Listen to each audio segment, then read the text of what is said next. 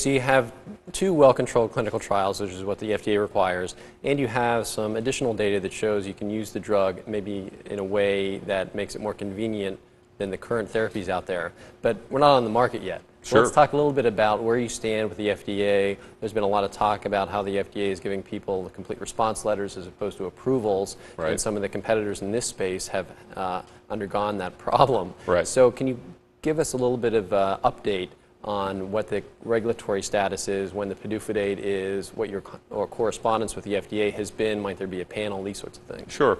The standard 12-month review started in February when we submitted the drug. 10-month review. So we're looking at a PDUFA date or an action date of December 8th, as we said earlier. So in the intervening time, what does FDA have to do in order to convince themselves that the drug's worthy? The standard path is obviously reviewing all the data tables, and the normal process that used to be followed a few years ago doesn't take place in the same way. With an electronic submission, the questions that FDA used to ask on paper, which is run these scenarios, statistical scenarios for us, they can actually run themselves with a touch of a few buttons.